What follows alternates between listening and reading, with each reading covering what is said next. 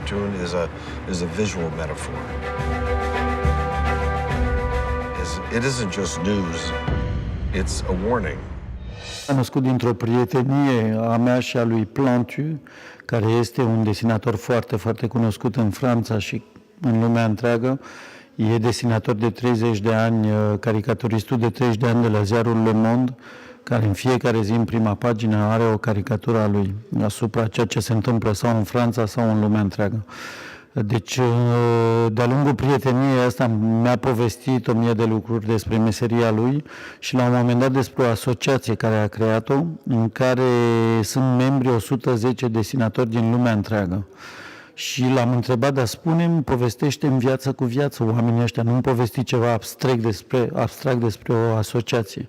Și când mi-a povestit destinul lor și mi-a arătat desenele lor, mi-am dat seama că fiecare viață era un roman și că oamenii ăștia atât de anonimi, atât de micuți, de fapt sunt niște eroi. Sunt oameni care își riscă viața în fiecare zi, având o singură armă, care e un mic creionaș, și cu creionul ăla ei riscă închisoarea, riscă să fie omorâți și se bat împotriva dictaturii, împotriva puternicilor, ei fiind neapărați și micuți.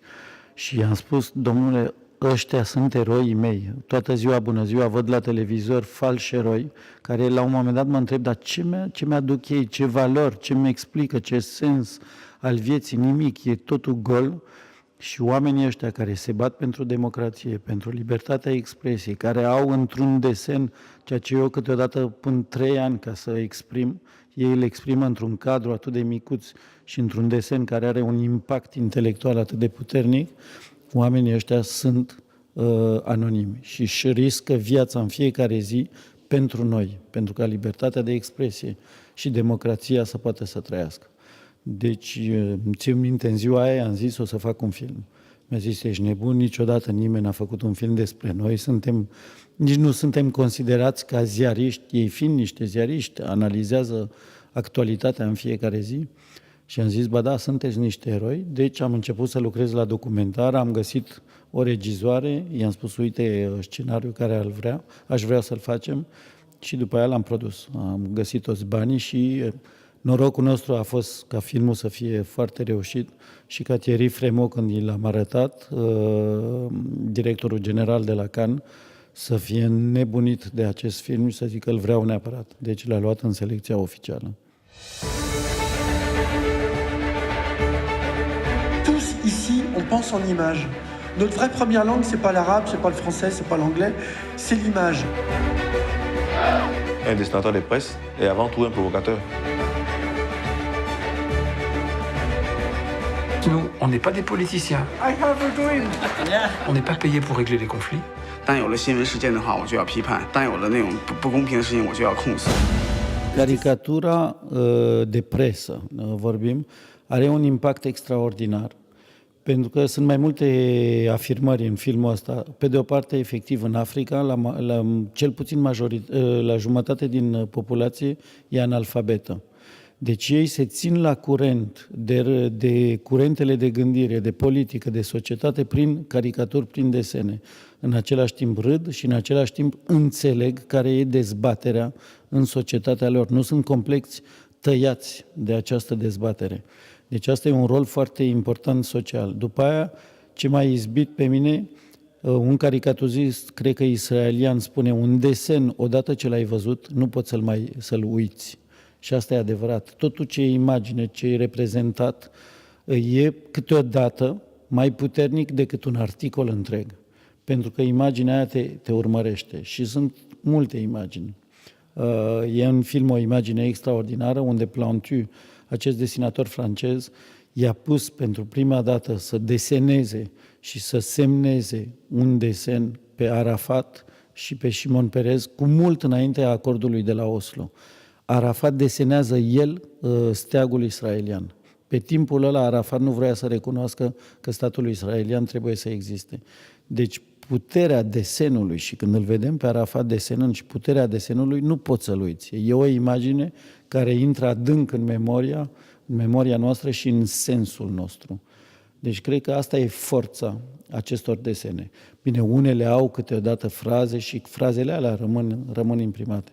Și eu le-am spus un pic gelos, le-am zis, eu 3 ani de zile încerc să exprim o chestie și voi, într-un mic desen 5 cm pe 5 cm, ați exprimat mai bine decât mine. Je dessinais Sarkozy et je rajoutais 2 pieds comme ça et le dessin était fini. Au forța limbajului, de exemplu, chiar încă o dată ne întoarcem în Africa, dar putem vorbi și în Rusia, cu Rusia lui Putin. Prin umor fac să treacă mesaje mult mai puternice decât în articole sau în cărți moralizatoare. Pentru că poporul în același timp râde, încă o dată se imprimă în memoria lor și își dau seama că e mult mai subtil și mult mai profund. Deci în Rusia, de exemplu, e un singur desinator care îndrăznește să-l deseneze pe Putin, e interzis, nu mai poate publica și el, săracul, e frică că dintr-o zi în alta poate sau să fie omorât sau să fie dus în închisoare. Dar umorul lui are o penetrare atât de profundă în rândul populației, pentru că e singurul care imediat cu un creion arată toate defectele, toate anomaliile acestui regim. Deci umorul e mult mai percutant, mi se pare mie, decât pleonastica tragedie sau dramaturgie obișnuită.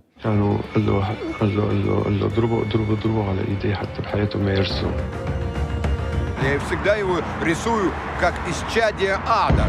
Это символ коррупционной власти сейчас. Tu peux publier ça dans le Gbish? Ça, non. Ça n'existe pas un dessin qui blessera personne. Ça n'existe pas. Eram preocupat exact ce se întâmplă în fiecare țară. Erau filmări în țări primejdioase, unde a trebuit să ne acoperim, să fim un pic vicleni. Când am fost în Rusia, am zis că facem un film despre urbanism, că nu se putea filma altfel. În China, iarăși, a fost altă aventură. Deci eram foarte preocupat zi cu zi și să văd materialul care venea, că aveam în același timp defectul meseriei și ochiul regizorului și mă întrebam, tot materialul ăsta se poate monta? Am acoperit toate problematicile geopolitice, pentru că vreau printre ei spectatorul să aibă și o imagine a lumii în care trăim, între venezueliani, africani, europeni, chinezi, americani, acoperim toate problematicile financiare, economice, religioase și așa mai departe. Deci a fost foarte obositor, dar încântător și încă o dată, ziua în care e selecționat la Cannes, ești proiectat într-o sală extraordinar de mare cu toată presa internațională, sunt 2 ani de lucru, dar unde spui, a meritat.